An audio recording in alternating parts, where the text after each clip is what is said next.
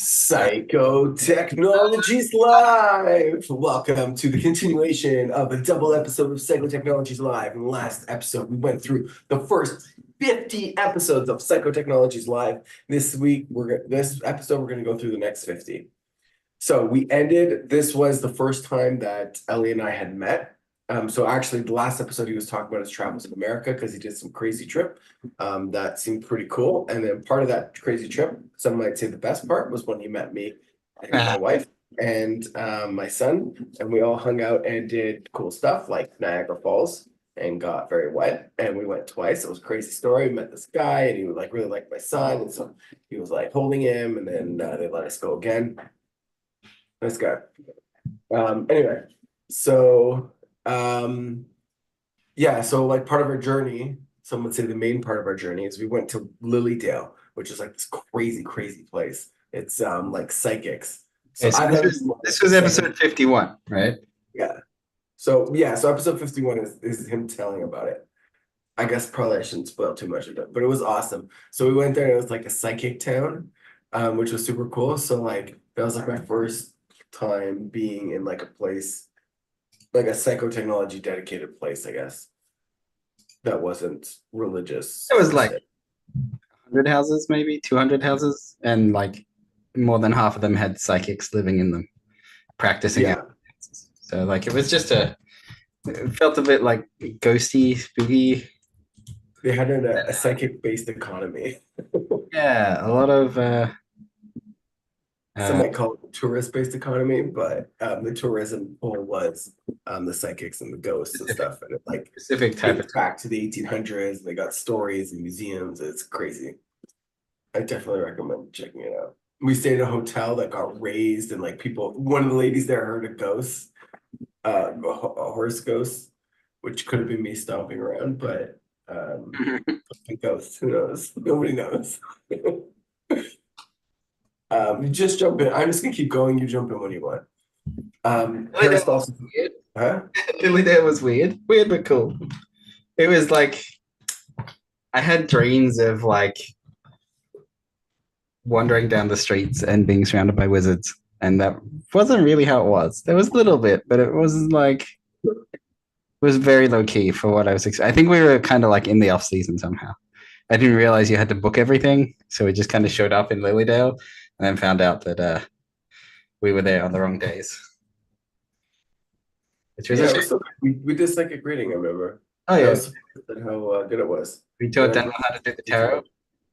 Huh? Yeah, you taught me how to do tarot, or I guess Serene taught me to do tarot, which I do all the time, and yeah, it was good stuff. I was gonna say I was in Middlesex, and I told you what it was. Oh, and then we met this Hawaiian lady who did like they had this crazy cathedral. They had this forest cathedral, which was like this clearing in the forest, but the trees were like crazy tall. So like we were technically like outside, I guess, like in a forest, but it felt like inside because it was surrounded by trees and we were like in this amazing cathedral. And then I got up. I remember this was like a formative moment. I got up on stage and I started preaching. And I was preaching like pretty much nonsense, but I felt the spirit inside me. And it like, didn't articulate well, but I was like, yeah, I could be like a preacher. I just felt the spirit. I've been working on my throat chakra to be able to express myself. Nice. But yeah, I felt the spirit. Okay.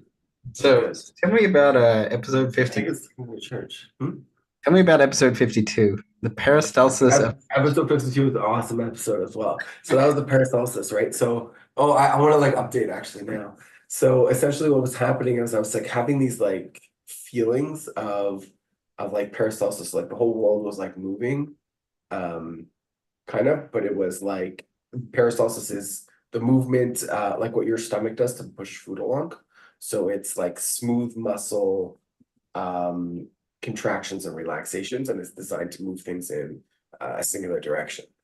And so like I was having that experience, like I was looking and I was seeing the world do that. You can go more depth into it to like what I was actually experiencing while I was experiencing it. And since then I've had that was like a lot. Like that was like a lot of my experience. Since then I've had when I did Tantra, after Tantra I started seeing these like rings moving and it was like it's like very similar. Hmm. Um yeah, I think it's like the Tantra I think is like the spine. It feels like it's like the information is moving up the spine, moving through or up and down, I guess, like through the spine. And then with that one it felt much more embodied, I think. Hmm. Interesting. Yeah, but it's like big ideas moving through space. It's pretty cool. I definitely recommend it. There's a note here that says Daniel proposes a link between diarrhea and mental diarrhea. And let me be clear, I make the notes. I just have no Yeah, idea what that note was about. yeah, because it's the same thing, right? Like we're all the time we're always trying to birth things, right? We're always trying to like birth things that are. I mean, like people with like attention who can like sustain focus, but trying to birth things that are like bigger than what's happening now. And so like what happens is I think when people have like verbal diarrhea, it's like they've ingested bad information or they're like bad ideas or thoughts or feelings or something, and then they need to get it out. And so it's like that, like because the peristalsis, like it's like everything comes out. And so like if there's bad things in there, then it comes out like really like rapid and like sharp and like not refined. And if you've done a good job and absorbed it, then like it comes out really nicely. I have like more theories on that because I think like in a way, like if you think of us as like a tube, so like we're open in the middle, right? Like if you or if your mouth and your butt are open, then you're actually just a tube. Straw. You're a straw, right? Straw. And so the whole universe, like the universe goes through you, right? Like the outside world goes through you, right? And then your whole inside world is made out of the outside that goes through you. And so I like that metaphor, I think is the same thing with the way I like sort of view like chakra alignment, where like if you like imagine like the string coming out of your head, like the whole universe is like coming in through you and coming out and then comes out your butt. Or the other way. And then it like the matter comes out your butt, but that energy that's being absorbed stays in your butt, like in the back of your spine, essentially like your sacrum, and then it comes up through you. So there's always this like back and forth, like matter, energy, but matter is energy, so it gets more complicated. But whatever, that's just Okay, that's episode 52. it's awesome. Yeah, that was a great episode. Okay. Even Sentience, Chinese room and philosophical arguments. That so feels just like 53. huh? Yeah, episode 53. Oh yeah, so that one we were talking about sentience. So Chinese room is essentially there's a guy in the room and he's got a book and so you feed him Chinese or like a Chinese sentence and then he looks up in the book what to do when you have the Chinese sentence and then he writes a response.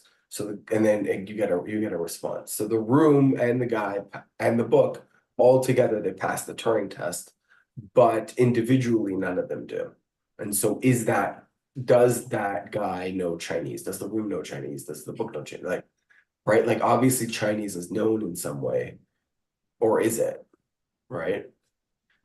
So anyway, that's like the thought experiment, and then there's all the questions is Chinese known? If it is known, is it this? And then so it's like we're talking like consciousness. You have like three different parts that are like not conscious, but like together they simulate consciousness as that consciousness.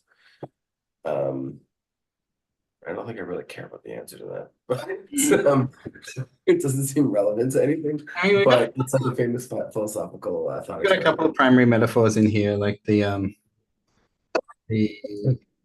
uh the rider and the elephant and the um I think we were just kind of like surfing different major metaphors. Yeah, this was like a you episode. AI safety. We were just hopping around. Yeah, this was your idea. I reckon it was one of those cryptic ones. Um, oh, I like the next episode though. That, Go do that one. yeah, okay. Episode 53A. Whoops. Bad numbering system.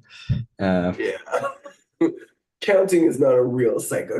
I swear I checked nearly every episode. What was the previous number and what number this one needs to be? But mental models of trauma. That was a I was like, Daniel, I know what's going on. And then I was like, I don't know about that. And I'm like, let me explain. And I like threw Oh, this is my Jenga towers. Nice. Yeah, Jenga tower of the mind, um, which is still one of my favorite metaphors. Um, that the mind is kind of like a Jenga tower, and sometimes the pieces lower down in the tower are like kicked out of place or kicked into unusual configurations by traumatic experience. And so we need to kind of like go back there and straighten up the tower and then like fix up the whole tower above it. Um, so yeah, that's the metaphor. yeah. Why is it good to go sit in anger? Yeah, that's a good. I still get people to do that. Big trauma and little Love trauma. sitting in hell. I saw your tweet. I think it was your tweet.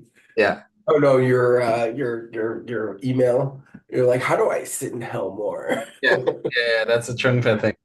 Uh, Yeah, no, there's a fixation to when you being find in yourself hell. in hell, what do you do is the question, and the answer is try and stay there. Yeah, okay, you're completely wrong about that. All right. I Ah, listened to the Alan Watts one. Okay, the Buddha, the whole Buddhist path is the middle way. His take on it is you got at the time you had the asceticists who were like be miserable and like forgo all pleasure, and you had like the whatever, like the nobles who were like fully in pleasure and be completely good. And he's saying like, no, you can't do either. You need to be in the middle, which is the human realm, right? So on the one hand, you have like the God realm, and on the other hand, you have like the god and the devas, like the demigods, and then you have on the other side, you got the hungry ghosts, who have big mouths. What is it? A big hunger, big stomachs and small mouths, and you have like the animals. And he's saying, no, you got to be the human. The only way out of suffering is to be human. And I think that is correct. And I think your fixation on staying in hell is like served you at some point, and it doesn't serve you anymore. But we no, no, no, can, no. we can There's talk about like it. there's this paradox here that when you find yourself in hell, most people the first thing they do is they like start freaking out. I'm having a really bad time. This is terrible, and then they increase how badly they are trapped in hell. Yeah. Oh no, oh no. And then there's a spiral downwards, and there's like a couple more oh no's, and then they're like, this is really bad. Like, oh no, it's getting worse. Oh no, now it really is worse, and down we go.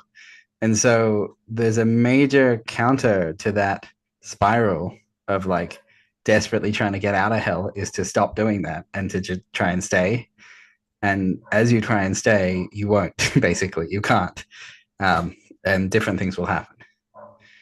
Yeah, this to me, like there's a move, like if you've never done this, you should definitely do this move. It's like very enlightening. And it's like a really good move if you've never done it. And you should do it a couple times just so you're like, okay, like I'm okay staying in hell and I'm not gonna have like to train away your initial reaction of like reacting negatively to hell and like making everything worse for sure. But like long term, no. Long term, what you're doing is you're essentially saying like it's like turning into it's like your car spinning out and you turn into it. Like, yeah, okay, you're gonna do that first time, but like at a certain point you gotta stop like slipping. This is a bad metaphor, but it was a good thought. I mean, they say Um, like samsara is nirvana, stuff like that. What's going on with that? Crazy people say this. No, there's like a stage of development where samsara is nirvana, but that's because what you're doing is you're actually accepting samsara, and that is moksha, which is leads to nirvana. But Is you stay samsara is in not hell? actually nirvana. They're But, different. but that's the same instruction as stay in hell. Try and stay there. Yeah, but that's like there's a point in your journey where that is really good advice, but that's not like good long term. That's not where you're supposed to spend most of your time. If you're in hell, you're in hell. Like just accept it, right? Like that's how you accept it. And it doesn't mean hell goes away. You're still in hell. You're just not the hell is outside you. It's not inside you. And like that is like completely different. Like these are different lifetimes, right? To be hell or to be in hell is like to be in hell is like, well, my surroundings, like I'm in a sucky position to, but you're not taking in the hell inside you. And that's the main thing. That's the moksha. It's I'm me and that's that. And these are not the same. It's setting good boundaries. All right, I reckon we got to do a whole episode on this. Yeah, we can talk about that. We can talk about that. We can like break that sometime. But yeah, let's leave it at like Elliot didn't have a full time chance to explain stuff, so like it's still up in the air. It's not necessarily just Daniel's right.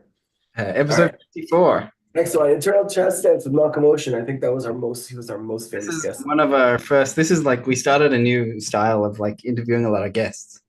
And Malcolm was Yeah, first. I think we had a guest or two before, but we had a couple guests, but they were like very um like less official, it felt It like. was like early on, like just sort of jamming out. This was a seriously, we're having a guest. And we tried out Malcolm's internal trust dance. He like played with. Yeah. I remember that. That was really interesting. There was something in me that aligned differently after that and has stayed Oh, aligned since. nice. Yeah, super interesting. Yeah, he recently got married. He was very influential in the Toronto scene. Mm. And not even him, like his presence, like fuck the whole thing. Like wasn't even in Toronto when I was here. He was in Waterloo, but the whole scene was like, well, Malcolm thinks this, well, Malcolm thinks, and I'm like okay, he's like cool, but like Jesus, like guys, like think for yourself. But we interviewed him. I think it was an interesting interview. Yeah, it was I don't awesome. usually end up working on my stuff. I work on other people's stuff. So that was interesting to do. Well, that was his stuff. I guess he probably just used My your. stuff. No, as in my content, his paradigms. Yeah, Yeah. Don't usually work on my content. I think that's the best, right? Like one person picks the paradigm, the other person like shows up in it because that's how you get like otherwise it's like you don't like if a psychotechnology is real, like the way you do it is you just do it and then you see what happens. Right. Right. You need some sort That's of a little like more let's advanced. buy Don't in, listen to let's tracks at explore. home. What? You need some sort of buy in, like let's explore, let's see what happens. And Yeah. then you're off. Yeah, because otherwise, like, are you just tricking me or does it actually work? Well, like, let's do it. And if I change, then I change, then it's good. And if you practice this enough, then like I feel like I'm like I have like this arrogant idea of myself that I'm a very good um user. So like I'm a very good patient. Oh, I'm a terrible student. Very bad student. Yeah, this is an important skill. So I'm a very good client. So like if it doesn't work, like it's probably not gonna work. Unless it's like a specific, like weird bad fit. But in general, most of the things that we do work for me. All right, next one. Progression. Bring your idea into the world. Oh, This the is like spark to flame to fire. I used that one today as well. okay, maybe. I was gonna say it sounds like a manifestation. Uh, it's more like I think I presented it as a developmental progression of like idea generation and uh, generation, then sharing, and then honing, and then publishing, and then consolidating into like common psyche.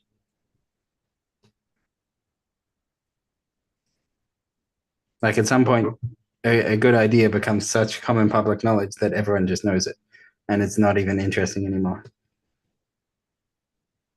Oh yeah.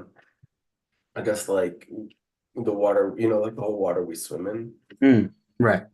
So like where did that water come from? Mm. So that's a part of it. Yeah, this feels like one of the ongoing like things that we work on. Mm. All right, next one. Why do people complain? Listen to what people mean, not what they say. Ah, I still, that's, I I know that. Man. still don't know how to teach that one. So I track like what people are saying versus like where their energy is. And if it's like too scattered, or so it's like it's essentially like it's like what's their body doing? What's their emotional state? Where's their like what are they actually saying? What do I think they're thinking? And like where's their energy at? And like if those things aren't congruent enough, like I just don't pay attention anymore. Because like it doesn't matter.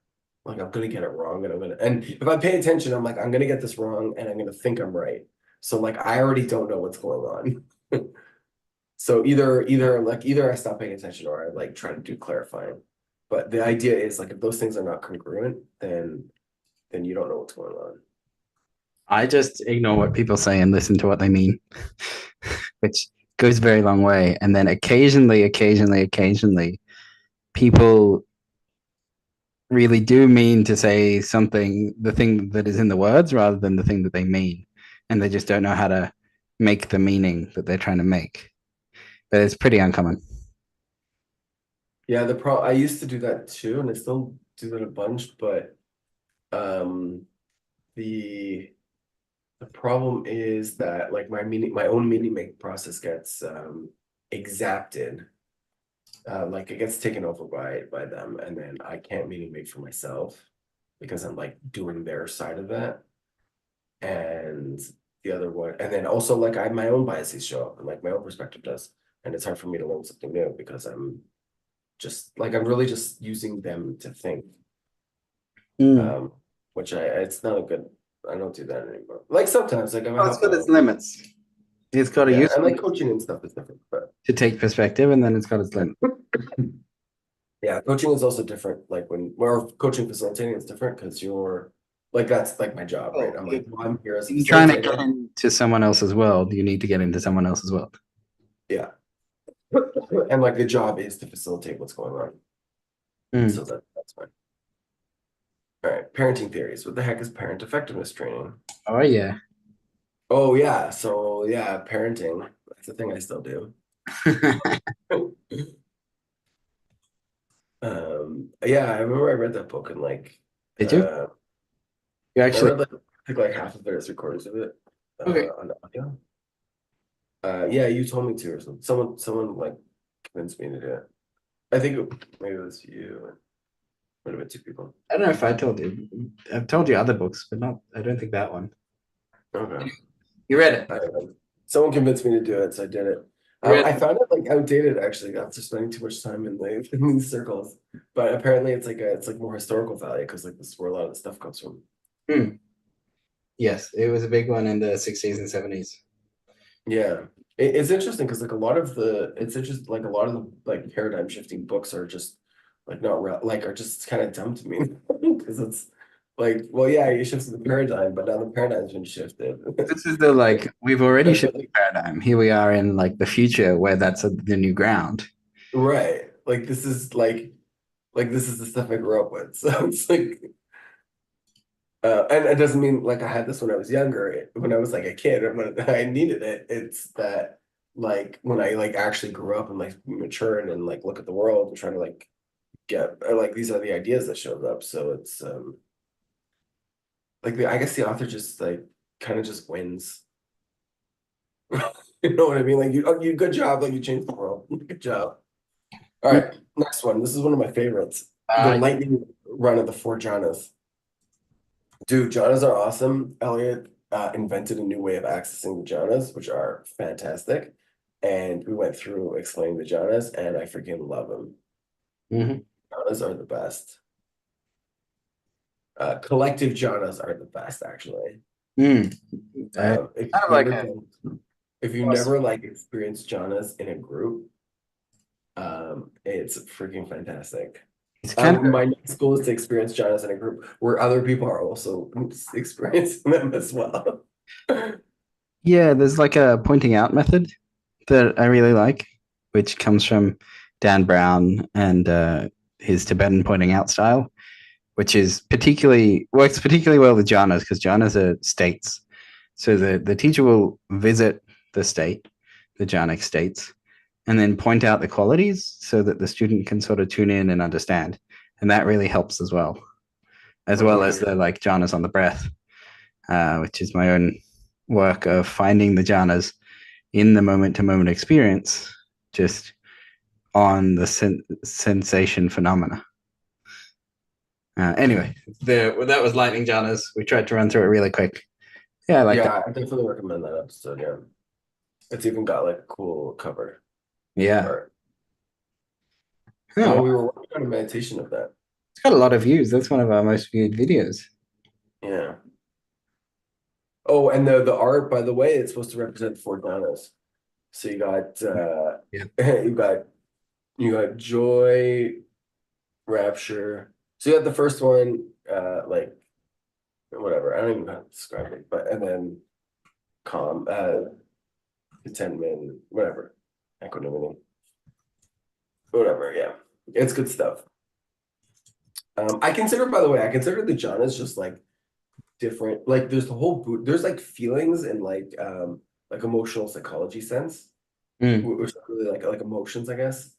And then, sorry, like sort of the way I'm like conceptualizing it. You got feelings, which are like felt senses, like I'm literally feeling a thing. And so you got in that you've got like emotions. So like there's like the primary emotions that we have in psychology, and then there's like the jhanas and stuff, and then there's like all the Buddhist experiences like jhanas, which are just different.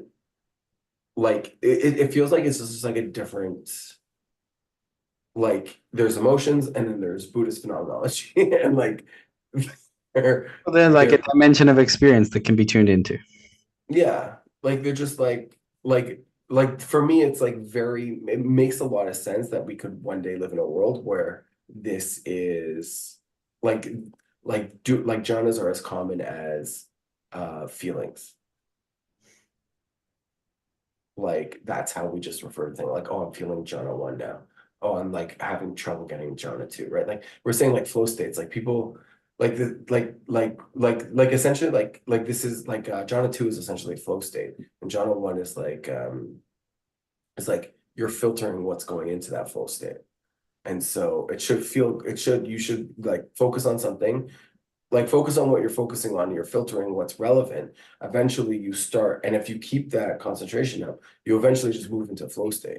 And if you keep with the flow state, you eventually get content. So like with what, like you eventually like hit a point where you're like, yeah, it's content. And like I noticed this, I didn't used to notice these cycles, but like these are concentration cycles. You're like content, you're like, okay, like finishing it up, whatever, like things are going, and then you're just kind of peaceful for a while, and then you move on with your life. Like this is like emotions for concentration, and it should be like normal. Like this should be normal in the workplace, or not necessarily the workplace, but anywhere where people actually want to get work done. I presume workplaces want to do that. But like this is what I mean. Like this is like kind of like the basis like thing where I'm saying like the concentration course that I'm thinking about is just like, because like yeah, like you're just like, this is just how you concentrate, and like it's it is very hard, but it's also like not that it's like pretty simple, but even though it's hard. And yeah, and I credit your psychotech for like giving me access to that. Yeah. All right, next up. All right, next one. Why am I so ashamed of needing therapy? Yeah, this was like we're trying to be like clickbaity. Yeah, it was an experiment. Turns out It- that like oh. Jhanas are way more interesting than the shorts, but like the it's like 20 minutes long. Oh yeah, this one I think we were trying to do like a video where we were. Oh, this one was actually a really good episode. Actually, I really like this one. It because I was like I went through like all the things. This one was like very also like very authentic, very what's the word? Vulnerable. Mm, Because I was like going through, I'm like, well, these are actually all the things that like came up during therapy that I've just seen other people also come up for. mm. So it was like hardcore cliche, but also very but like cliche in a way that nobody's done, I think. Right. Actually, I really like that one. Should Gonna take that. send it to people. Yeah, I don't know what to do with it. Yeah. Yeah. I need someone who knows how to do YouTube stuff to like do all our YouTube stuff so we could just make content. Does Jordan Peterson have depression? Episode 6. Yeah, this is also another one where we're trying to be like clickbaiting and get some Oh, views. we were playing with the DSM. Yeah. Yeah, so that was the DSM. That was cool. We went through the DSM and we went through the symptoms and like tried to do from his like public persona and like go through the stuff and like does he actually hit criteria? It was pretty cool. And like we there's like different kinds of depression, so we kind of like played with it and like tried to like timeline it. And this was a while ago, so this was like I think right after he came back from. Oh, that's right. He was in the rehab, and then he sort of made a new appearance. Yeah, it was like Oh, Eastern Europe or something, or like one of the Slavic countries. I can't remember where. It's like somewhere crazy because they got like special treatment that's like illegal. Oh, that was crazy. Dude, Jordan Peterson's nuts. Oh man. mm. Yeah. Yeah, that whole thing, the whole culture war stuff is crazy. Mm. All right, ADHD. Yeah. I described to my brother integral as like the next woke, which I think is Not exactly correct. so not. Yeah. Oh man, I will. I Yeah. will have to talk to you about that after this. Uh, Yeah, yeah. We should do a whole episode on that. Because like I want to predict it so that like in 20 years, like people will be like, Daniel, you're so smart. You're a prophet. okay. Okay. Is my ADD bad enough to be a mental illness? I think I was just talking about my ADD. Oh, this was probably also This was a short. This was a like short, grabbing some keywords and like really asking the question: is this clinically above a clinically relevant level or not? Like if you're just like a little distracted, no one cares. Like if you can still coexist with your life, then you're doing great. But if your symptoms are bad enough, that's when we tend to start to diagnose and tend to start to address it. But it was a yeah, short. This was our third experiment of playing with shorts. yeah. I think that one we gave up because nobody was watching it. Oh yeah, I just wasn't interested at the time, which is fine. That's why we do experiments to find out. Yeah, yeah. Yeah, because a lot of this stuff though, I realized like a lot of this stuff is like it's like a lot of work to run these experiments, but like all the work you're putting in is all the like it's all the stuff you have to know how to do anyway. And so like a lot of like the value isn't even in necessarily running the experiments, but it's like building up the skill set to be able to run experiments. Hmm. Okay. All right, 62. 5 physical specters of emotional stress. So this one was a really cool episode. This is like the first time that was attempt at developing a new psychotechnology. So Mhm. essentially, I wanted to do was take there in science there are in like engineering there are 5 different kinds of stresses. So you get like compression, extraction, rotation, or torsion. You got whatever. I don't remember them all. I gotta watch them. But there's like 5 different stressors, and like essentially like Tana, like the way you're gripping onto things, um, or like the stresses in your life, essentially.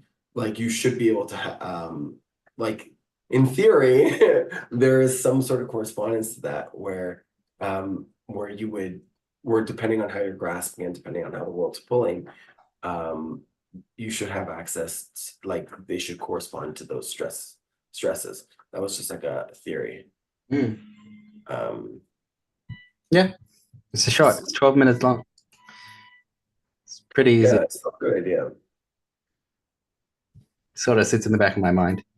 When I guess I have so many paradigms of working with relational qualities that like one day I'll be working with someone and they're like, it's like this. I'll be like, oh, that's a twist. You need to do a twist movement, and we'll just like do twisting movements, and that'll like sort it out. Right. Yeah, it's Just twisting like stresses. Yeah. I just have so many of these tools in my grab bag in the back of my mind of like, yeah, let's do it. Anyway, Yeah. Yeah. That's great. episode Well, 60. I'm here. Okay, next one. Why is Elliot sending time to gibberish after his development routine? I think you were really excited about what was going on and you were overwhelmed. That's Yeah. what was gibberish. Or new things happen. I don't remember actually. I'm just Maybe trying to you work should. out. I don't remember. Yeah, okay. I was trying to work out which retreat this was because even in the time I've been doing Psychotech, there've been a few retreats. Um, yeah, there was one of the things I found on this retreat was the real bottleneck, and I describe it as like I have a vast internal experience, and there is a vast external experience, and then I have this interface which is my physical existence in which I can flail my arms or put words into the air, and that's the like at the time I was really feeling the struggle of the bottleneck to transmit from inside to outside. And Yeah. I think or from outside translate from outside to in sometimes as well. And I think the bottleneck somehow got wider, but it still sits as a puzzle. Yeah, I was thinking about this. Because something you happens a bunch. I think it's you kind of like got like a hungry ghost for for knowledge. Uh, You know okay. what I mean? So the hungry ghost, like you have all this like yearning, like all this like information that wants transferred, like either way, let's say. And then you have this small mouth that you can only speak through this little tiny hole. Yeah. So you're in the hungry ghost realm. So what do you do when you're in hell, Elliot? Try and stay there. Yeah. So next time you're bottled up and you can't, yeah, you Well, finish the same actually, I case think again. that's applicable because if you experience yourself as a bottleneck, the key thing to do would be to pay attention to it, the bottleneck that you are experiencing. Like, pay attention to the struggle and the experience of what it's like to not quite be able to transmit. Because the worst thing you could do is like try and ignore it or avoid it or like try and shove things through the bottleneck. But if you stay in closeness with that experience, chances are you'll have a transformative, or like the experience will change. Yeah. Like, you'll transmit the shape of the experience of the bottleneck and other people will understand, as opposed to being stuck on one side of it. Yeah. Or like trying to like force it through or something. Yeah, it's what you're describing is you're calmly observing the phenomenon. And like that's just like the Buddhist path. Like forget everything else. Like calmly observing your life is the only thing you actually need to do. Everything else is just like what are you seeing? It's like you're just trying to like understand what you're seeing. But like every single phenomenon can be you can like really get out of the hell by calmly observing it, Mm. assuming you don't die. All right, 64. 64. So that's John Twigge. I love John Twigge. This one was a hard one because he's in England and you're in Australia and I'm in Canada. And so like the time The zone triple death differences. time zones. Yeah.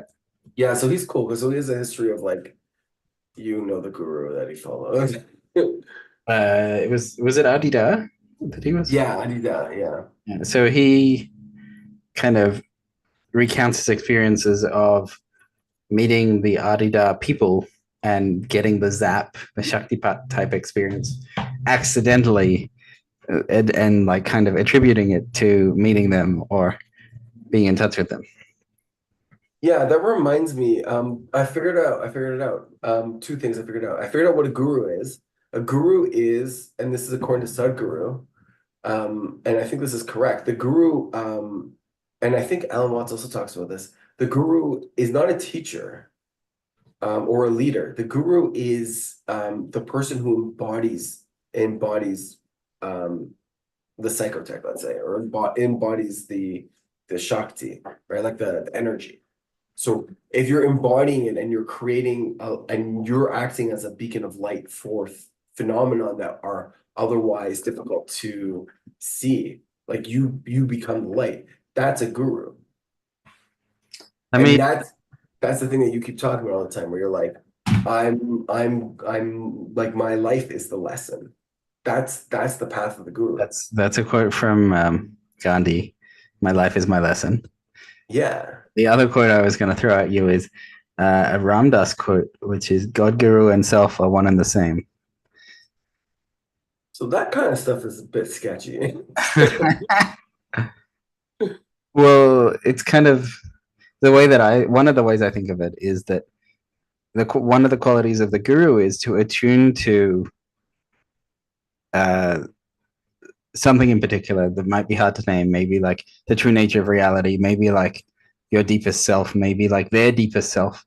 And because the guru is attuned to it, the guru communicates with your reality, whereas most people kind of live in realities that are distanced from each other. Like we miss each other. We're out of phase with each other.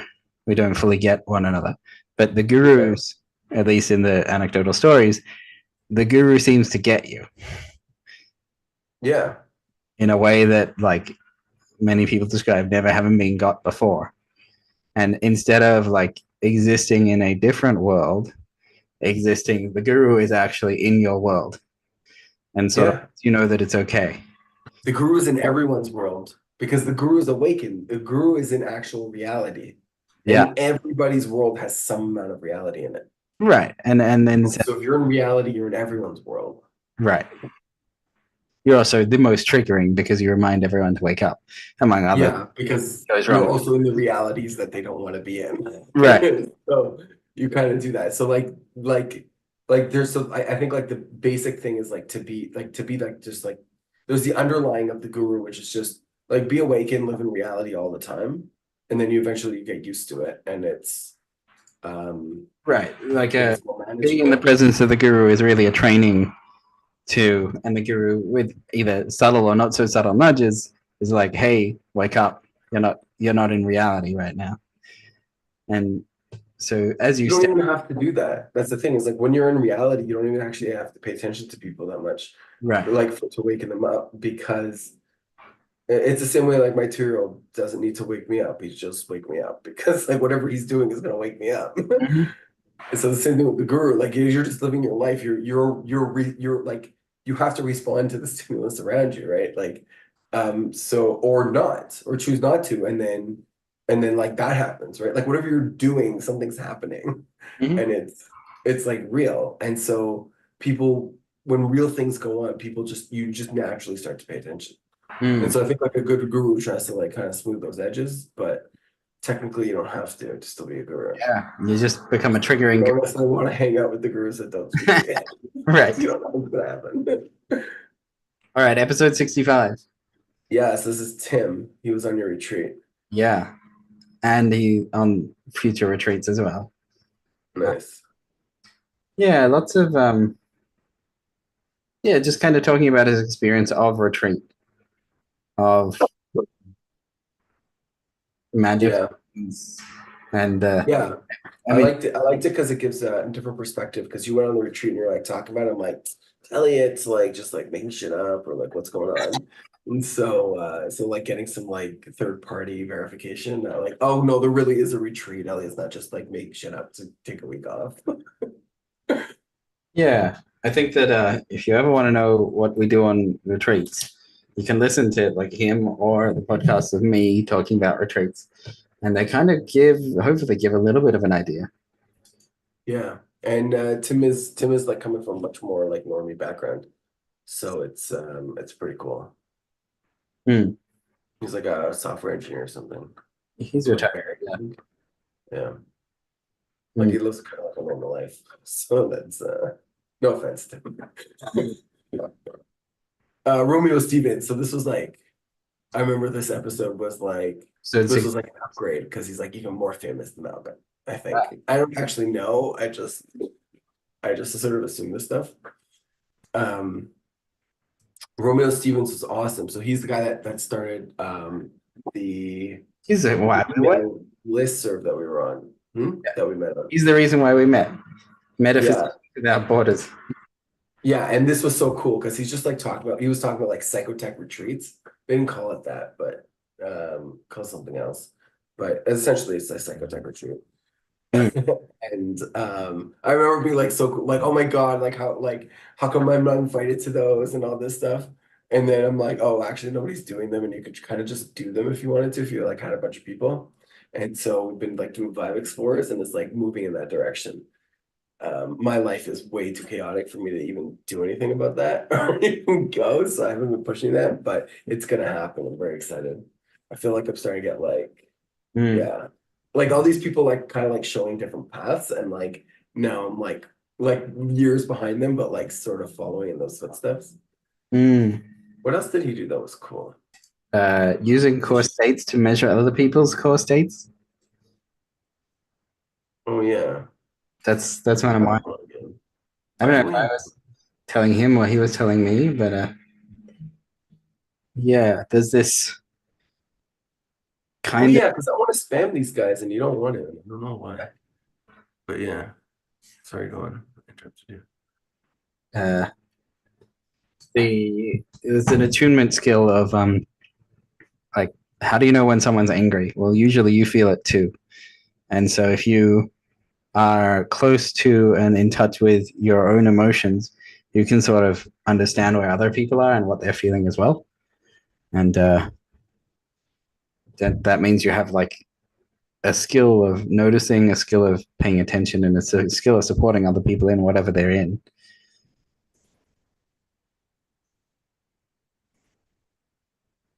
By Yeah. being able to read them. Yeah. Yeah, he was really good. Because like we threw a lot of curveballs at him and he just blinked a bunch. Like that was his reaction. And then he like rolled with it. And he was like very nice. He was a really good guest, yeah. Yeah, we should be having him on more. Yeah, we can. Uh, I remember this one was formative for me. Oh, combining Jhanas. Oh yeah, the problem is he was talking a bunch of stuff that I didn't like. I was like struggling to like stay with Mm. um, because it was like much more advanced than where I was at the time, which was really good for me because it really like that kind of stuff really pushes me to growth. But the I remember the thing that was formative for me was he's talking about like this garden with walls, and he's like saying if you don't defend your traditions, then they're not going to exist. And like that was like the first time I think someone in this space said essentially like it's okay to have boundaries and it's okay to not work with certain people. Mm. Before I felt like I had to like let everyone in for everything, or else I was like betraying the cause essentially. And he kind of explained it. He's like, yeah, it's impossible to do that. And it makes me sad. And today I was actually looking for a Buddhist list on boundaries because it's like my learning edge currently. And there isn't one. And it's very annoying because I realize like the reason I can't do boundaries is because I haven't meditated on them. That's why it's like I've done all this other stuff, and now it's like, well, boundaries, like there's no meditation on boundaries. This There's is a meditation on lack of boundaries. this is a very Boundaries. much longer conversation around what are boundaries and how to work with them. Yeah, we need to do that. We need to pull a list. Like this is what I really need. I just need like a list, like 5 aggregates or 7 whatevers. We need a list of like the the 4 boundaries or something, like whatever the number is. The 77 boundaries. No, don't make that big so big. To do all of them. Right? It's like meridians, like there's like whatever, hundreds of meridians, but you got like 7 chakras, and if that's too many, then you got the 3 Dantes. Yeah, well, the one becomes two, the two becomes three, and the three becomes the 10,000 things. Yeah. Now it's being mentioned, so you know. Yeah, give me a manageable list at first, and then we'll talk about making it bigger. 10,000's a bit many. Like, give me like five, he says. Yeah, whatever. I'll go up to 7 even, but yeah, like ideally like 5 or less. Um, ideally 1. 1 is the best number. Everybody like talks about like all the what's the best? No, 1 is the best number. Every other number is derivative.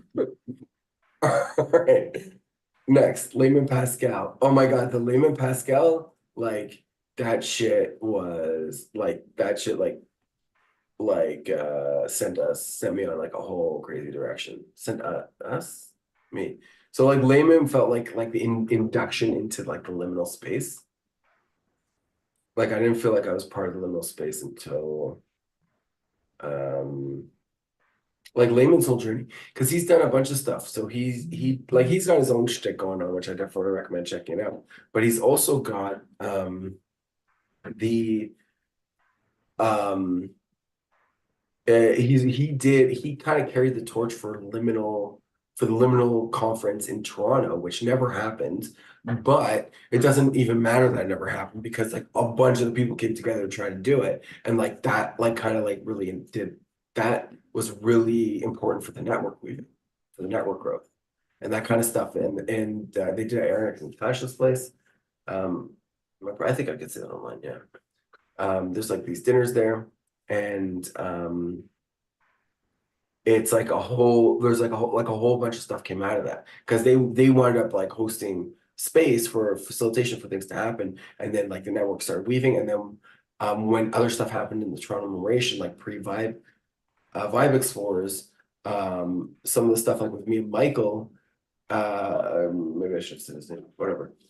We like we were able to like kind of transfer some of that stuff into other spaces. So like we started stuff at Monastic Academy, and then when we end up in the liminal space, right, like the whole scene is different, but there's still like, what is his psychotech? Like, how does that work here? And the fact that we're able to transfer and still have that relationship, even though it's different in like form and function, it kind of like blew up. And then you get to see the other cool thing about this is like a thing that's underrated about spaces and like people facilitating them is like, even if they do a bad job, like it's still not that I said they did do a bad job, but if they did, like, to the extent that people are doing good or bad jobs, it doesn't matter as much because you get to start to iterate, and then once things are going on, you get to see how people react to it. And so you get to see, what do they see, how are they reacting, all this stuff, and it lets new relationships form. It creates like old growth that dies for new growth to show up. And so they really did that. So like he brought in that spirit, and then they nurtured it, and now there's like a bunch of stuff going on. It's super complicated, and I won't get into it, but I think Layman Pascal is a real wizard. He's definitely got the shaman wizard thing going on. He's traveling on another layer to many people in this world. He's really got a lot going on. yeah, he's great. And I've cut some of the clips from this stuff, like when we're doing shorts. This is like I've used some of his stuff because he's good. And he walked us through that. Well, that's a different episode. Never mind. I don't want to spoil that because we no spoilers. Yeah, but he's great. He just has so much to say and so little time in which to say it. No, so he does it better because he doesn't say everything because he can't. He like manages the reality of what's going on. And this is a lesson I learned from him as well. Like, I didn't know you were allowed to do that. Which in retrospect, obviously you're allowed to do that. But That's right. yeah, he's like managing his reality. And it's like it's not the same as managing other people's internal experiences. Um, it's just like it's like, I guess, like managing what's in the middle, maybe. I don't know. I should hang out with him again. He talked about what makes a good elder, which I thought was really interesting, among other very cool things. Yeah, they're into the elder stuff. I'm not There's a reason for that.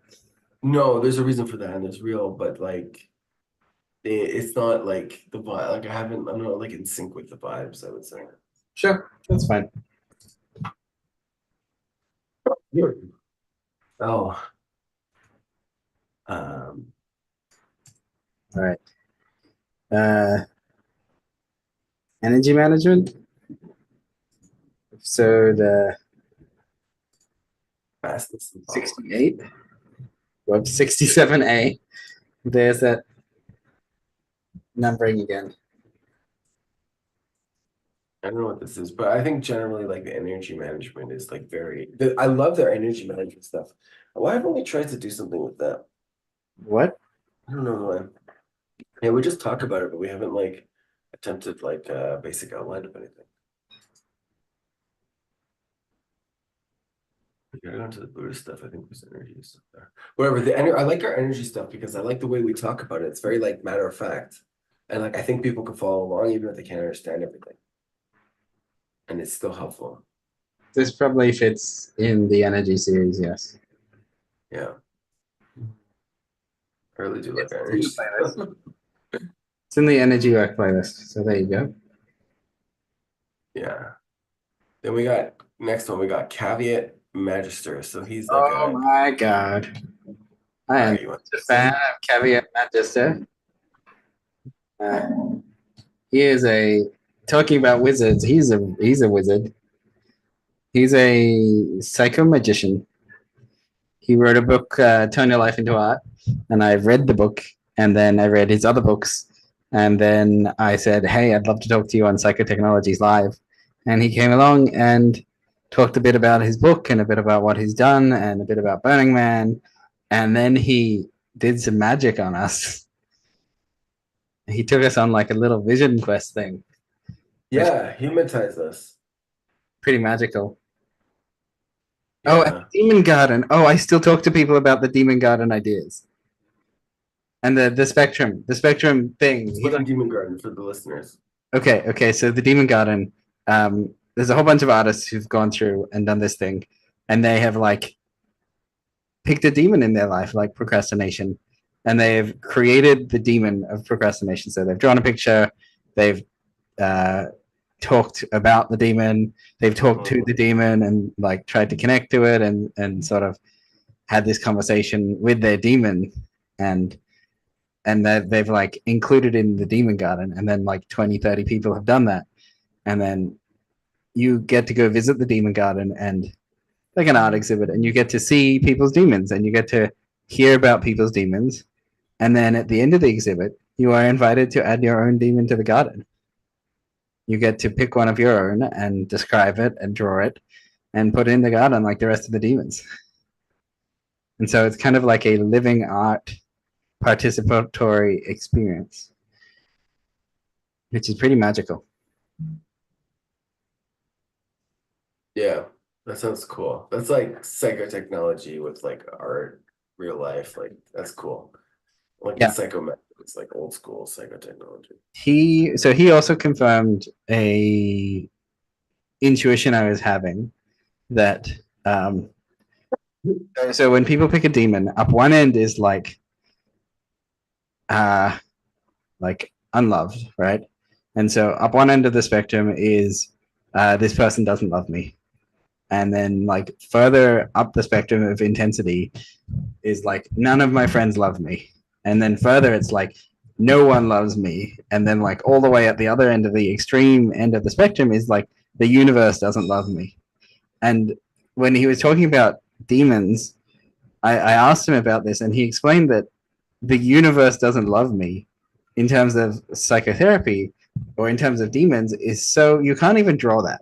Like you can't even like whisper about talking about the universe doesn't love me because it's such a big and heavy and overwhelming thing. Whereas if you're like, oh, this person didn't love me, that is totally drawable. You can draw a picture of them, you can draw a picture of being unloved, you can draw like all sorts of things. And so there's this spectrum of workability where if you're experiencing the most extreme, the universal version of the problem, it feels completely unworkable and it feels like such an overwhelming big deal that you can't even work with it.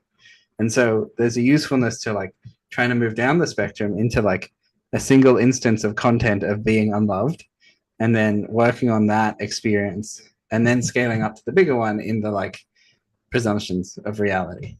But he sort of confirmed this intuition I was having of like the difficulty of working on the infinite, unloved by the universe sort of phenomena. It's just like so much harder to work with, and that it is workable if you can like move down the spectrum, and that there is effect. Anyway, I'm a big fan of Caveat. I'll talk about it all day. I can't match that, so like, yeah, you did a good job. That's why I'm like, Caveat Magister. Yeah, Yeah. he's more your aesthetic, like, but it was very cool. He's a wizard, he's like I read the book and I was like, oh, Yeah, you love wizards. I'm not even into wizards. You're right. I like what I don't even know what my aesthetic is like the joyous discovery of reality. Like the wizard stuff is like It's cool, but it's not fully alive.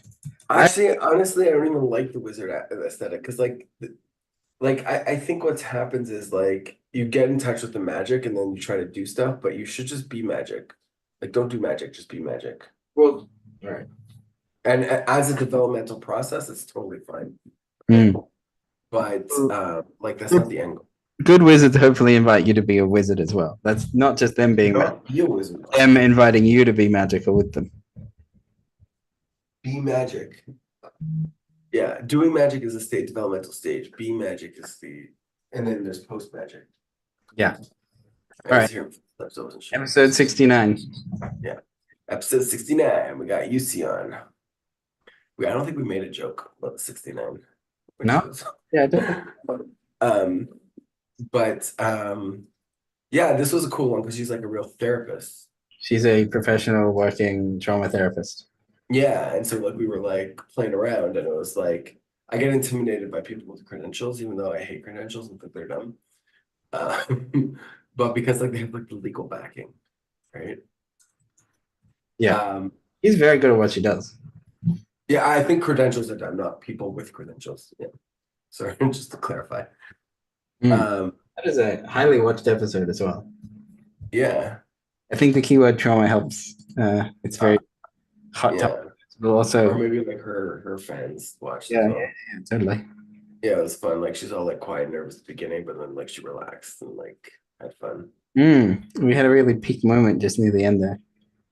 Yeah. Yeah, that was. Yeah. She like at the end I'm looking at this and she's just like at the beginning she's just like tight lip, like, okay, I'm here, professional, whatever. And then at the end she's just like, oh my God, like I'm here. Mm. Yeah, we had good time with her. Yeah, we should cut those peak moments and just like put them and make them videos. Yeah. Yeah. It Next. feels a little, I've made some of the videos and it feels kind of stalkery when I make them because I'm like listening to this person and like watching the micro expressions and like waiting, like cutting it. So like the second like they're interested, like that's when the video go, like that's when I cut it so that like you get this like influx of interest and then like down. It's like if I feel like such a stalker and then like I cut it to make them like seem like we're really cool. Um, because it's just selection bias, not because I'm like maliciously editing it, but I'm just like cutting only like little clips of it. Hmm. So it feels a bit stalkery. All right. You want to talk about episode 70? Oh yeah, this guy is cool. How come we never talked to this guy again? Well, these people are cool. I wish someone was managed by social life. I would have so much better experiences. Because like I have to like manage my whole social life. It's like so much more work. If somebody like if I had an assistant, this would be so much good. So this guy was the entrepreneur, right? I Yeah. think. Yeah, he So was he big into spiral dynamics. He had some maps of international political disagreements. He sort of mapped opinions onto the hierarchy um, of spiral dynamics. Like it was like he had spreadsheets. He brought up his spreadsheets, which I love. Yeah, he had spreadsheets. Like I gotta put describing that like if it together. was in this predominantly in this layer of argument, I would be like if I was spiral dynamics red, this is the arguments that I would be using and the way I'd be seeing the other side. Oh yeah. Yeah, he had it on the Ukraine conflict. That's right. Russia, Ukraine. Wait, was Ukraine still going on? Oh my God, that's Yeah. been forever. Everybody thought it would be like 2 weeks, and it's just like going, it's just like nonstop. It's like gonna be like World War II, like, or like hopefully not like Vietnam or something, or like whatever. But who knows? Like that might just be there forever, like a permanent war. Um, Not pretty. yeah, this was good. You know what? I should get him on. Because like I've been working on something like you see in the background. Well, I'm not gonna spoil it, but it's like integral based. It'd be cool to like I would actually that's a good idea. Like we should get these guests on and be like, we should get him on and be like, hey, like I'm developing this new section of integral. Like, let's get your feedback on it. It'd be fun. Yeah. Which I did some work on. I'm not gonna talk about more this episode because it's there, but I got like I'll show you after. Then we got Maija Haavisto. Maija Haavisto, also internal family systems therapist. Yeah, she was cool. She like did a couple books, I think. I think, yeah, maybe. We found her on Twitter. It was cool. Just talked internal family systems therapy. Yeah. But she's cool because she does a thing of um she runs like a Discord group. So she bridges this gap. Like don't spam her guys, but like essentially she bridges this gap between um like let's say you have like a condition and like it finally gets diagnosed and you go to a therapist, like you need like a halfway house in between like post therapy pre regular society. Um And that stuff is like not so, it's like hard to find. Like sometimes you'll get like out therapy, but like then you'll get like you still like you need people that are like trying to live their lives but have this background and like understand and like kind of working on it together. And those groups are very hard to find. And they very often like turn toxic if no one's moderating. Or like either because of one or two, it's selection bias, right? Like either the group gets better and then they're done with that, or they stay sick and they're sick because they're generating toxicity. It's yeah. And I think what she does a lot of IFS. Yeah. IFS stuff. Primarily internal family systems therapy. Yeah. That stuff is good, but like also like fixating on the IFS, I think you end up like splitting yourself up. Right. But it's a really like if there's like it's like really good for certain things. It's actually like really good. Yeah. I tend to think that most psychotherapies have a type of content or a type of that they're really good at working with, and then they apply more broadly, less good. But like if you use them the way they're meant to be used on the stuff that they're meant to be used for, they're incredible. Yeah. All right, next up.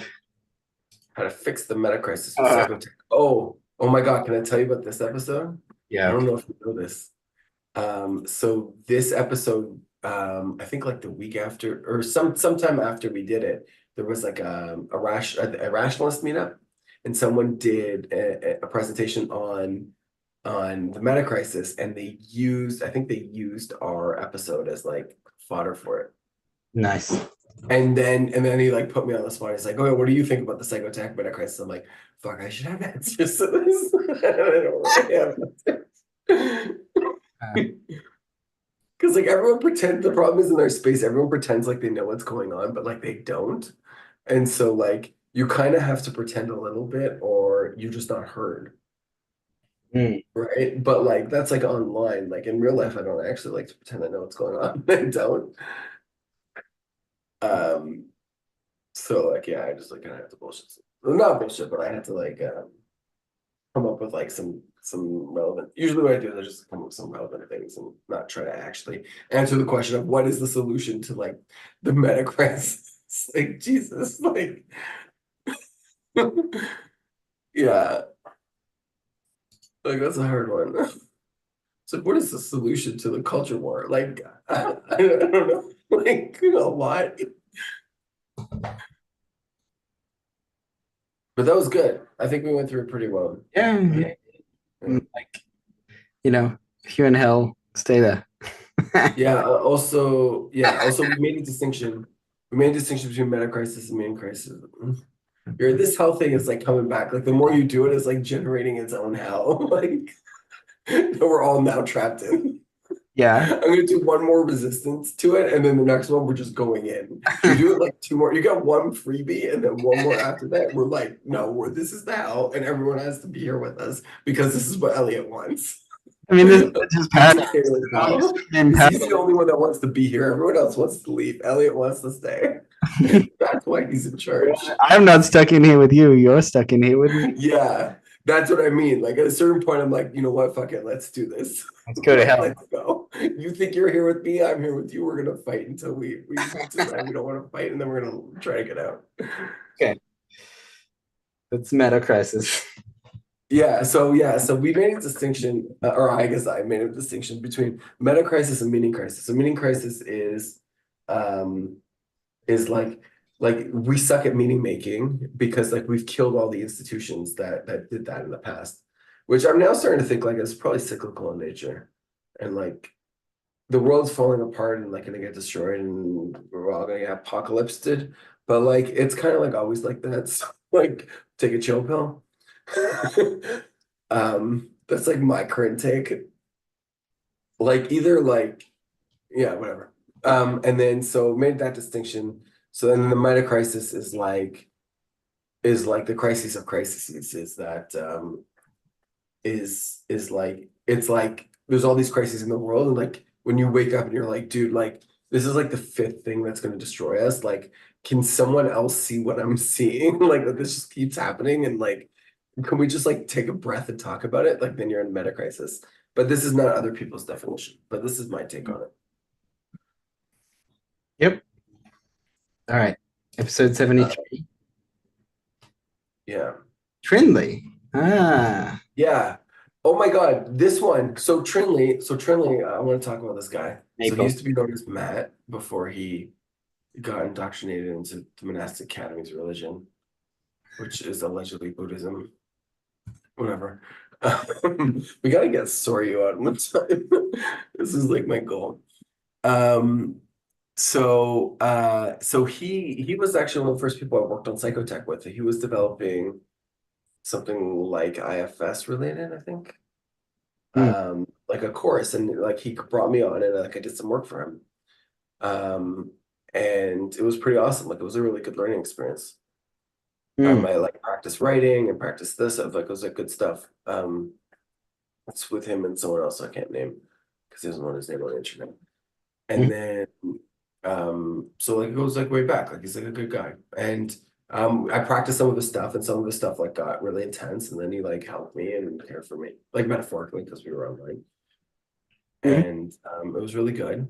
And then we had a really good episode with him where we talked about the Jade method and his time at the Mass Academy, um, and all that stuff. And then you picked a fight with him for no reason. What? No, I I didn't. remember this. Yeah. No, I didn't. Oh wait, no, that was on Facebook. Sorry. No, I just got bored and left. So you guys talked for like half an hour without me, which was fine. And then later you picked a fight with him on Facebook for no reason. Yeah, But whatever. he's a monk. Let him Yeah. have some grist for the mill if that's the way it's going to go. Yeah, whatever. He's not a monk. Monastic, it's a monastic academy. They're not a monastery, Oh, right? Like they're not technically they're monastic. I see in the notes here that he was talking, he did a 75-day silent retreat. So there's any possibility that he's doing another one or has done another one or is You currently, did a 75-day silent retreat? yeah. Holy shit. I didn't know. I forgot about that. Anyway, maybe we gotta That's like a long ass time. That's like 2.5 months. Mhm. Yep. That's like okay, like what is it like the 2.5, 3 month mark is like that's when people break up and dating, right? Because like that's when you're like that's when things start to get to from like, oh, we're dating, like, okay, like this is like we're together, like this is serious, like we're doing life together. Mm. Um, so that's like him dating, like seriously dating this thing. Mm. It's pretty intense. That's- 75-day retreat. I did like a 1 day thing a couple times. I've done a 10-day. I've got 7-day. You did the pasta one? Yeah.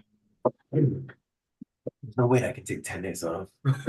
Yeah, no, I mean, I did it in a time in my life where No, I my could wife and take kids 10 are days based off. online. Yeah. I can't take like 3 hours off. Okay. Meditate your childhood trauma today. Away. I don't remember this one. Episode 74. Okay. CPTSD. That's right. We Oh yeah. Yeah, CPTSD. I don't really like that know. one. It doesn't feel good. This stuff, this kind of like it like happens to me a bunch. Um,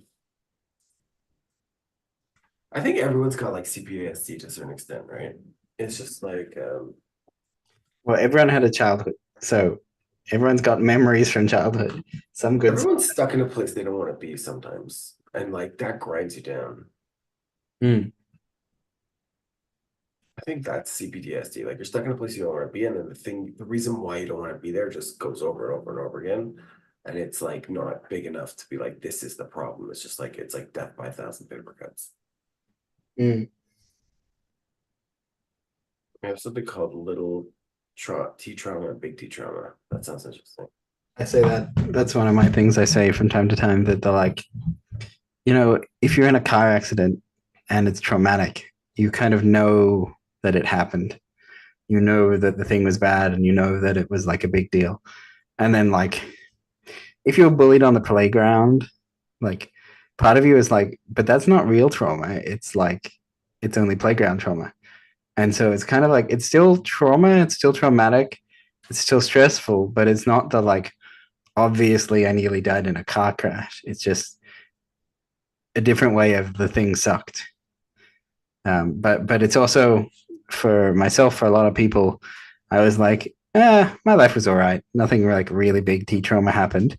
But actually, when I look at it, some of those events have like shaken me up a bit.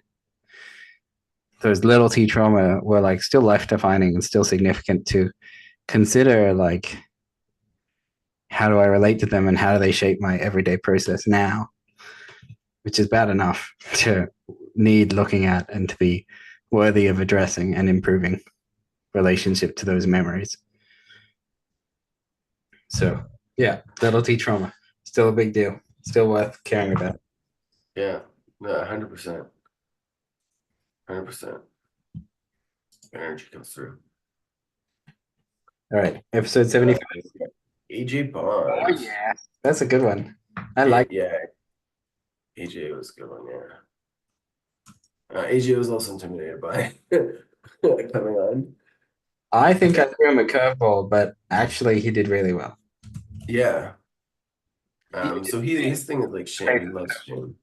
Right. He did really well. And like I like a participatory process. So he like I think I threw a question at him and he like jumped into a shame moment and then he talked about it because he had jumped into a shame moment.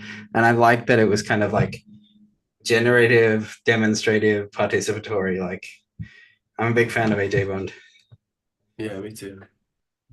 Me too. I spent a lot of time with him since that episode. Nice. Yeah, it was a good episode. Yeah, because he's Toronto, so it's like it's important vibe explorer. Yeah. That was a good one, yeah. I think I have new perspectives on shame nowadays than I did back then.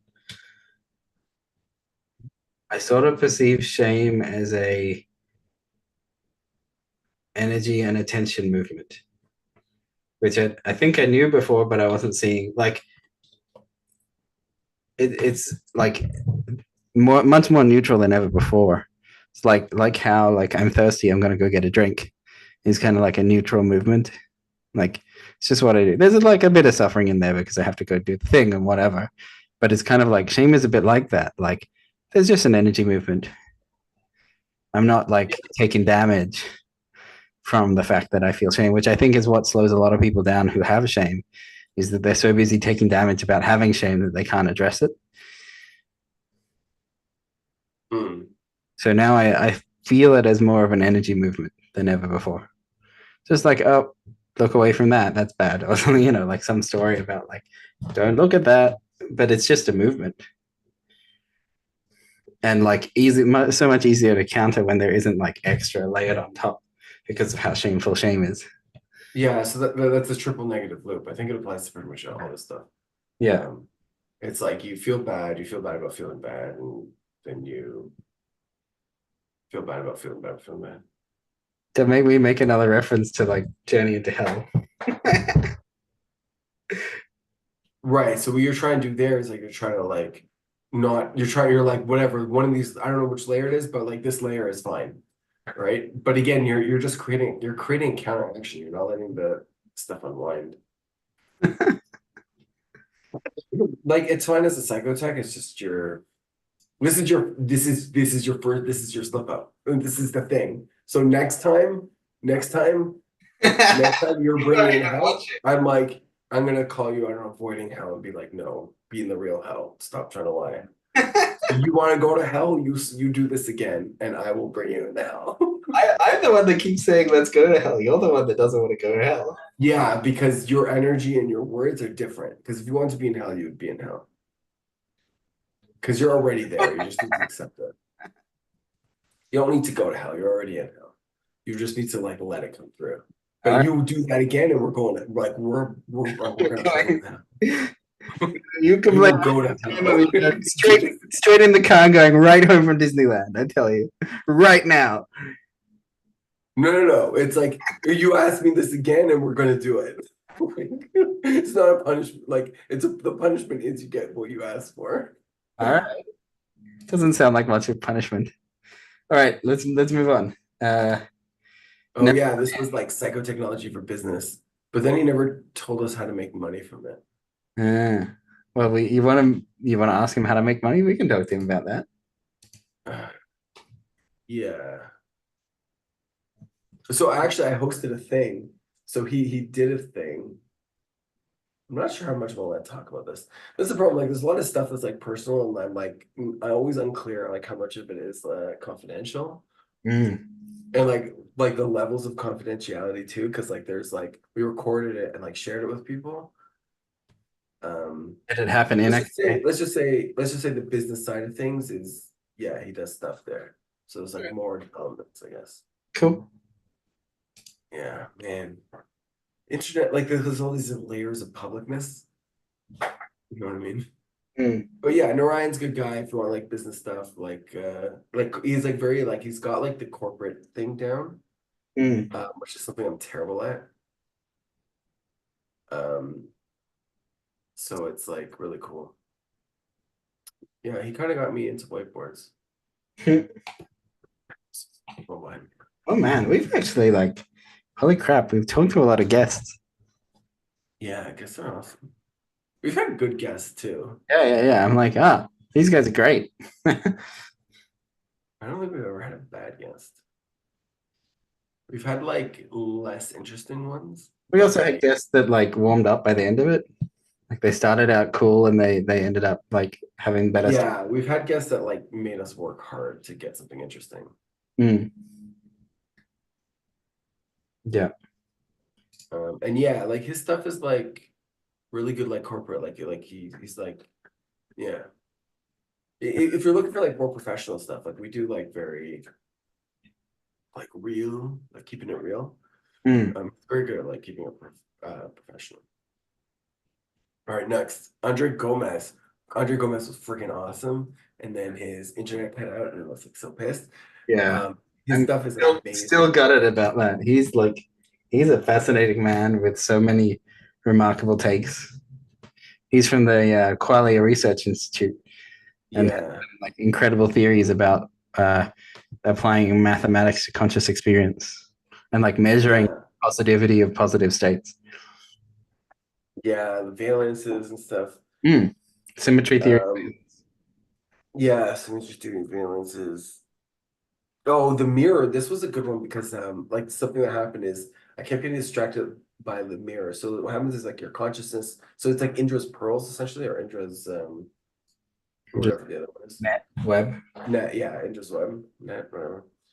Essentially it's like the consciousness as like jewels reflecting each other. Mhm. So you have like this infinite room with infinite jewels, and all the jewels are reflecting all the other jewels, and like that's your consciousness. And like he made the point, he's like, no, there's just one jewel, and everything else is a reflection. So you're just mirroring, like it's mirrors. So stay within your realm, like feel the walls of your consciousness, and see the reflections of the things as reflections of what's going on. And then like got shut down all this processing, this like unnecessary processing I was doing, because I'm like following these beams of light bouncing around, and it's just like it's just too much. And now it's like, oh, there's just like space, and like my whole world shrunk to like a manageable size. Mm. Because I'm like, oh, I just have to like, But a manageable size that reflects the rest of things. right, it's still the same amount, it's the same information. It's just that like I'm not processing the information, the universe is processing the information for me. Mm. Or the information is being processed by itself or whatever. Mhm. You know, however it is. It's like I just like I don't yeah, it's like I got like a glass here, right? So it reflects the computer screen. So it's like if I'm trying to trying to pay attention to 4 computer screens all at once. And I'm like, no, I just got one. I think we remember entirely different parts of our conversation with him. That's fine. There was a bunch of stuff that was crazy. The stuff Really good episode. was intense. Yeah. Mm. That's the thing. A lot of these guests, like him, Layman, Romeo, like it was like a struggle to because like they blow my mind, and it's like a struggle to like stay with them, and then like not like get lost in the insights and not get saturated and not that. Just because like it's like trying to play on this level that's just like, but it's like amazing. Yeah. Yep. Did you want to say something about No, Andre? it's just like I remembered if you. Yeah, I follow his tweets. Mm. He's really into DMT. I gotta do DMT. I haven't done it. I don't know where to get it from. Because he does like all the math behind it. Um, Episode 78. yeah, so that's the next one is Sean Blackwell. Sean Blackwell's amazing as well. That was an amazing episode. That's like someone like taking seriously that like bipolar and like having like having like an understanding of bipolar like as a disease, and then being like no, and then having an understanding of bipolar as a spiritual journey. That's right. I made you read his book for this one. Yeah. Yeah. And like I felt really, it's weird reading his book. I felt heard. Mm. Yeah. Super. Obviously, like the guy who wrote the book like 10 years before or whatever. Like I don't know, like maybe the book was written before. I don't think it was written before I was born, but um, and it was a Toronto too, so it was like super creepy. Mm. But it's yeah, that like his stuff that was good. Like that's good. Like that's what we should be doing. Sean has Our society's not set up for that. the website Bipolar Awakening, so he had. I think he might have shifted his image a little bit, but he so like Daniel said, he has the full Western diagnostic understanding of bipolar, and then he also has a transpersonal psychology qualification, and he does breath work with people with bipolar and basically just sorts them out. Takes them from like having conditions to being completely workable, like having their life back. This is the feedback he gets. Yeah. Right. Sean Yeah, calls me a cowboy psychotechnologist, and I still appreciate that. yeah, but it's like the thing is I've been thinking about this, and it's like it really shouldn't be cowboy psychotechnology. Like it is, and like good for him for like standing up to that. And like also not gonna complain about the way our society is structured. Because our society is structured as like so it's so secular that it's like spiritual experiences are not allowed. When like obviously spiritual experiences, like people have phenomenal spiritual experiences all the time. Like throughout all of history, this has happened, and like now all of a sudden it's like, oh well, science says there's no God, so therefore spiritual experiences are no longer a thing, and anyone that has that is crazy. It's like what the fuck? Like this has not been made by anybody that has like an understanding of like the history of the history of our people, like the history of the human race. Like this is obviously obviously like spiritual experiences, and it's like weird that we kind of dropped that in a lot of ways. But yeah, like this is stuff like this is I feel like what we're picking up. It's like we're trying to pick this up as like well there's like this ineffable like aspect of humanity of like spiritual experiences that don't really fit into science, but you can still kind of use science around it, and like you need to have space for that in society. And like yeah, problems come from it, but more problems come from repressing it, like everything else that we try to like make go away through force. Yeah, so like good for him. He's a hero. Right. He's really like he was inspiring to me to propose that bipolar is way more workable than the Western system proposes it is. Yeah. That's the thing. The Western system a lot of times is like, well, we tried a bunch of things and it didn't work, so therefore it's impossible. Well, It's like, therefore, well, we should like that's not slap how a that label on works. it and call it a problem, and then leave it alone. So I mean, to be fair, a lot of it is a problem, but But um, workable more than we think. but like, It's also like a condition yeah, that is experienced as bipolar is not new. It's been around in our psyches for thousands and thousands, if not even more than that. So in that sense, like now we have labels and ways of describing it, but it's kind of always been around. Anyway, yeah, Lady. yeah. There's two super successful people have that, right? Like, what's his name? Like Yee or Kanye West. Like, it's causing all kinds of problems now, but like there was a time where it was like serving him really well. Mm, And then like and then he fought it and like because they're like doing it. It's like the same story. Like it just hear this over and over again. mm-hmm. I totally get it. All right. All right, Lady Red. Lady Red, episode 79.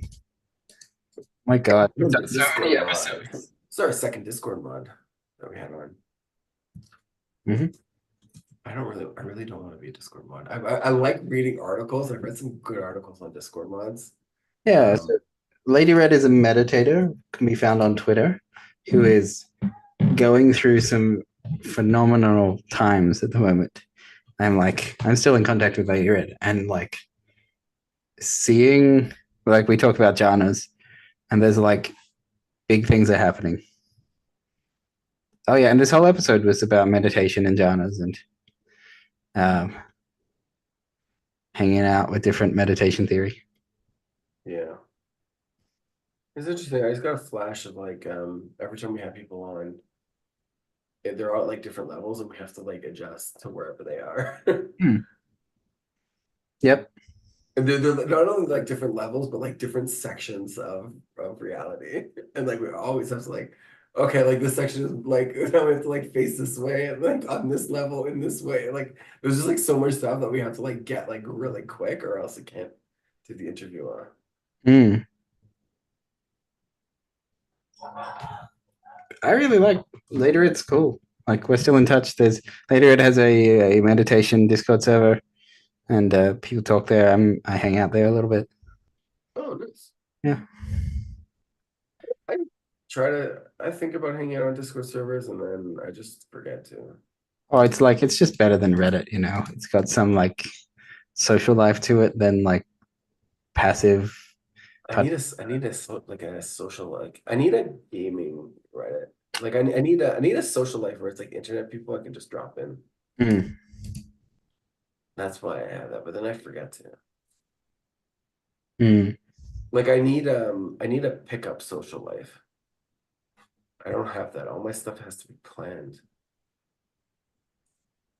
Episode 80. I think we might Yeah, have Sandra Sobanska. Sobanska. Sobanska. I think we're gonna Um, have to do this in a third part, like this. Like we're oh, are we running out of time? What's our time? I can feel I'm getting tired. Yeah, me too. Um, so with Sandra, this is cool. So if you'll notice, this episode is special. It's got a balloon attached to my mic because it's her coming out party. So this is the first time she's like expressing, she's like publicly talking about developing relational rigor. Yeah. And so we did like relational rigor live. We talked about stuff. It's very cool because it's like very like, is this actually what we're going on? Like you're not don't let like stupid social stuff like people lie socially all the time and like about the relationship and And to like themselves. actually see like is this okay? Like to smooth things over like what is actually going on. Mhm. And I want to say a thing, should try to be careful not to say too much, but like so she came to Toronto and we did a thing, vibe explorer thing with her. Nice. And it was awesome. I I like completely embodied what it was like to be a her or a woman. It's very clear, very unclear exactly if it was her or a woman, and or I mean like I guess she is a woman, so it was like that. And it was crazy. I had like a whole session with like the guy that was there. He was like trying to like sleep with me, um, and like I got to see what it was like on that side. Um, yeah, I feel a lot for women. It's intense Sounds like thing. you built up a whole bunch of compassion or something from that experience. Um, I guess is word compassion. Because like I feel like I lived through it, so I feel like I got like life experience. Hmm. And it's interesting because like I get a lot of women's stuff because like I realized at the time like I have a shadow of a woman because like I'm constantly I don't embody like that was the first time I embodied a woman. But before that, like I never really was a woman. But I'm constantly interacting with women. So I'm like, oh, they're doing this, and you gotta do this, you gotta do that. Like as a man, like here are all the things you need to do. It's like crazy checklist of things you need to do to make a woman feel comfortable and like relax with you and hopefully other stuff with you later.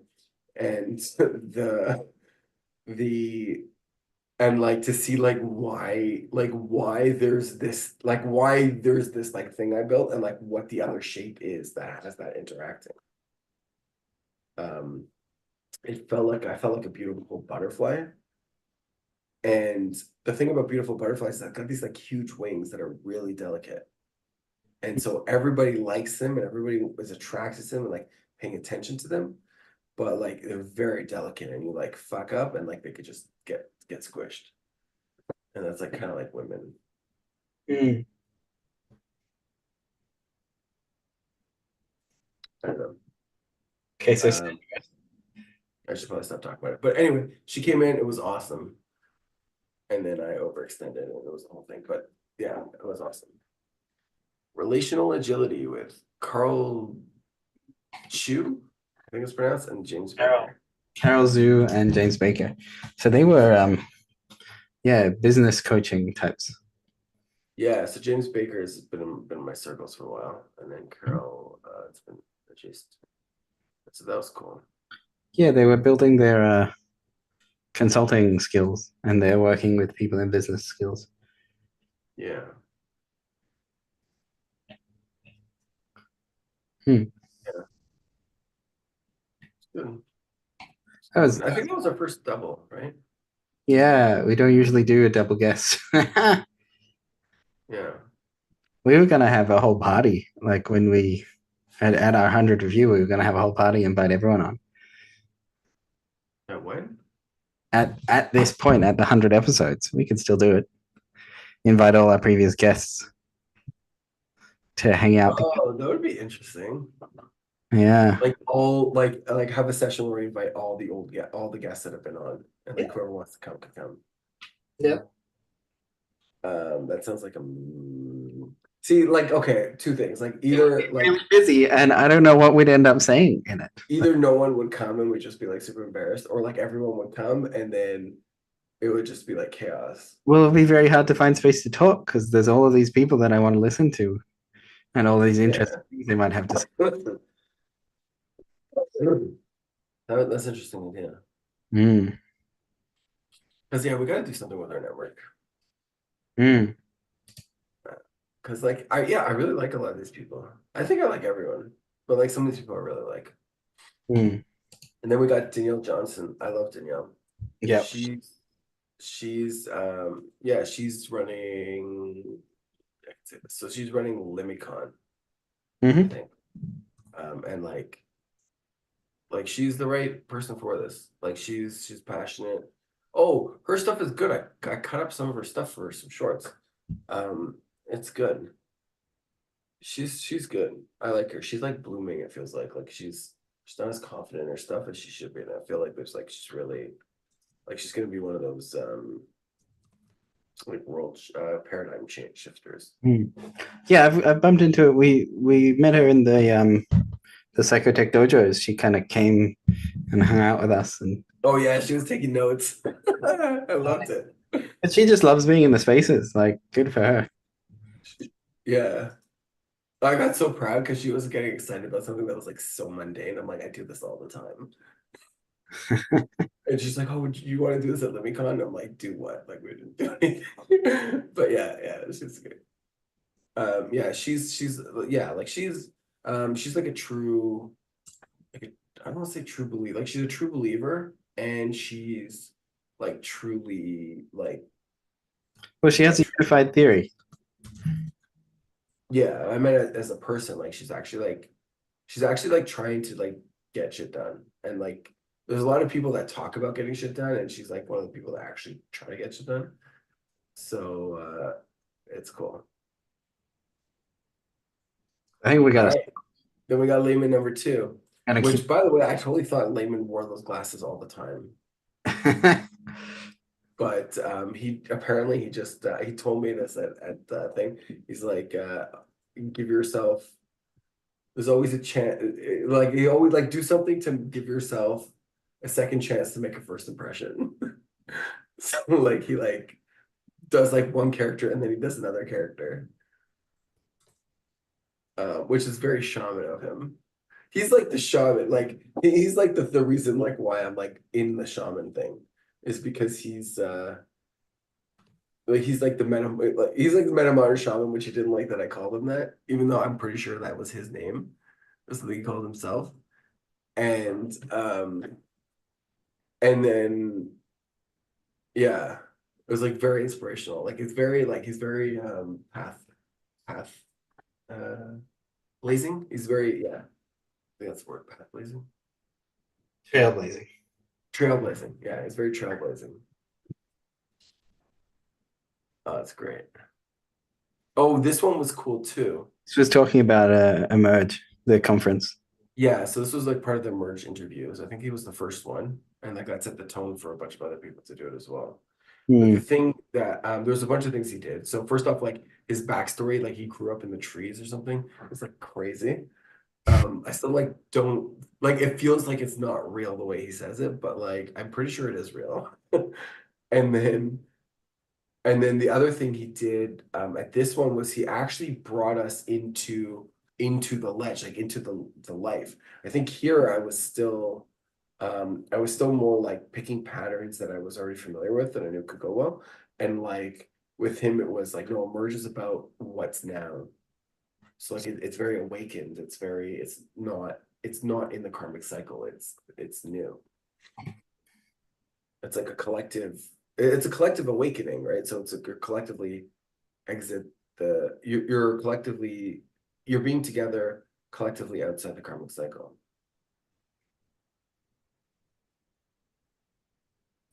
Good shit. And like he brought us there and we did it together. It was crazy. And now I do that kind of normally, but it's good. He's really good. I really like him. I wish I could hang out with him more, but he lives in like Northern Ontario. All right. Next one. So this is with Serene. Yeah. So this one's awesome because it's like three Jews, and three different backgrounds and three different directions that we're all going. Oh, I guess Serene technically isn't Jewish, but she will be soon. Mm.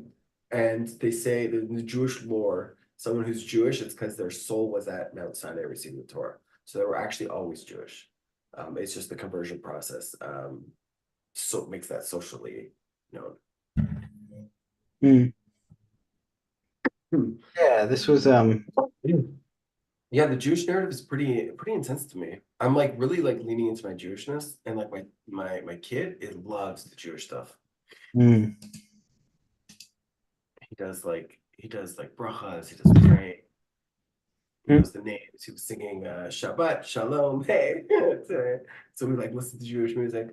I'm like getting into the Jewish thing again. So Mm. that was like big in my development. Do we want to speed through this? I feel like I'm rushing, and I don't want to. I think we should stop. I think we should save the last another 30 episodes or so for another for part 3 of review. Like there's been a lot of episodes, there's been a lot of people. Like I feel like as I pull up an episode and review it, I suddenly swim a little bit in that person in that episode. And now I'm just like swimming in a lot. Yeah, some good episodes, and a Mm. lot of these are really good actually. Yeah, I'm like super happy with what we've done. Sometimes I get disheartened, but like seeing the progress and like seeing like the difference in quality between like the newer episodes and the older ones, Mm. it's really Because like it feels like we've been doing this for a while and we haven't like gotten anywhere, but like when we review it, it feels like we've gotten places. Yeah, like we had some really remarkable conversations, remarkable guests, remarkable moments. Yeah. It's been a fun journey with you. It has been a long journey as well. Yeah. Yeah, it really does feel like there's like this rule of thumb with like it takes 10 years to be an overnight success. Mm. It really does feel like if we keep doing this for another 8 years, like we will be an overnight success. Mhm. I feel very impatient around it, though. Yep. I think that's okay. Yeah, I guess that's life. Youth are impatient. The older. No, I'm just about to say that maybe impatient is a special type of hell.